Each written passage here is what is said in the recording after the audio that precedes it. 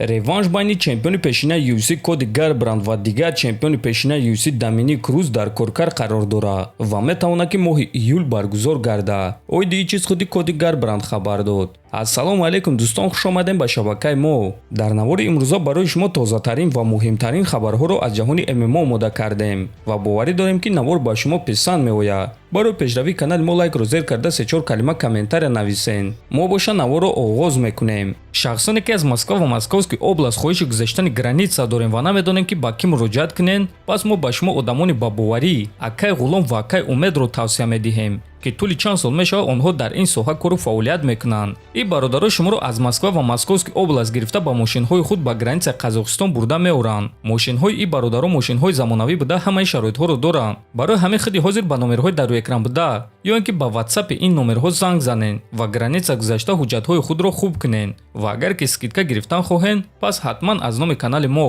Паҳлавон теҷа гап занен. шаби гузашта маросими вазнкашӣ ва муҳорибаи рӯбарӯи иштирокчиёни турнири имшабаи UFC баргузор гардид.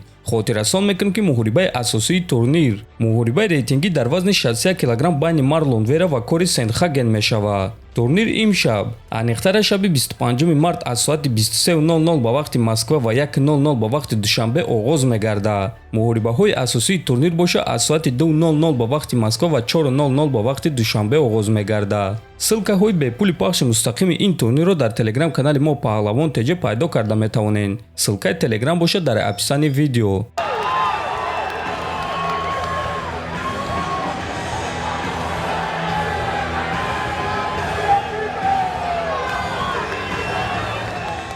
тобови ҷангвари вазни сабуки UFC Бенил Дарюш гуфт ки нияти ба Ислам Махачев визов доданро надорад. ман кори хеле зиёд карда истодам то ин ки дар муҳориба зидди Чарлз Оливера пирӯз шавам. аз ҳамин сабаб чаро ки ман ин лаҳзаи дурахшони худро ба ӯ диҳам. ман ният дорам ки ин лаҳзаи дурахшонро ба шахсоне бахшам ки ба ман кӯмак мекунанд то ин ки ман дар муҳорибаҳои худ ғалаба ба даст биёрам. ба назари ман ҳамаи ин визовҳо беақлӣ аст. ту истода мегӯӣ илтимос биё бо ман муҳориба гузарон. ман ин корро карданӣ нестам. агар ки UFC ба дигар довталаб муҳорибаи унвонӣ диҳанд, ман парво надорам. ин чиз маро ғамгин намекунад. ман ин чизро пеш гуфта будам ва боз такрор мекунам. ман ҳеҷ вақт зораву илтиҷо намекунам ки ба ман муҳорибаи унвонӣ диҳанд.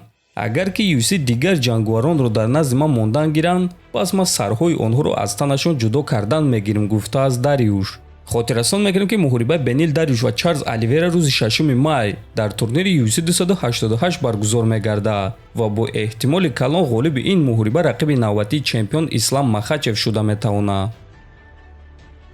ситораи UFC сеюм рақами рейтинги вазни нимёна Ҳамзат Чимаев зид нест ки зидди чемпиони пешинаи UFC Камару Усман муҳориба гузаронад. ман ба менеҷери худ гуфтам ки агар Колби Ковингтон бо ман ҷангидан нахоҳад ва ба ӯ муҳориба зидди Леон Эдвардс диҳанд, пас ман метавонам ки бо Камару Усман моҳи октябр муҳориба гузаронам. дар аввал ман моҳҳои июн ё июл ҷангидан мехоҳам, шояд ки дар Шветсия. Дана Вайт дар ин бора гап зада буд. ман дар он ҷо дар вазни миёна ҷангидан мехоҳам ва баъд моҳи октябр дар Абу-Даби дар вазни нимёна то охири сол 2 муҳориба гузарондан мехоҳам ва агар ки Усман омода боша, пас мехоҳам ки яктои аз ин муҳорибаҳо зидди ӯ боша, гуфтааст Чимаев. дӯстон, фикр мекунам ки ин варианти аз ҳама хуб аст, ҳам барои Ҳамзат ва ҳам барои Камару Усман. вақте ки Усман чемпион буд, бисёриҳо оиди ин муҳориба гап мезаданд. акнун Усман 2 мағлубияти пайдарҳам дорад ва барои боз довталаб шудан ба ӯ ғалабаи калон дар кор аст ва муҳориба бо Ҳамзат ба Усман чунин имконият дода метавонад. ҳамчунин барои Ҳамзат, агар ки Ҳамзат Чимаев чемпиони пешина Камару Усманро шикаст диҳад, пас аниқ довталаб барои камарбанд шуда метавонад. ба фикри шумо дӯстон, дар чунин муҳориба кӣ ғолиб шуда метавонад? метавонед фикротонро нависен. ҳатман дар канали мо обуна шавен. то боздид, хонободу сарбаланд бошен.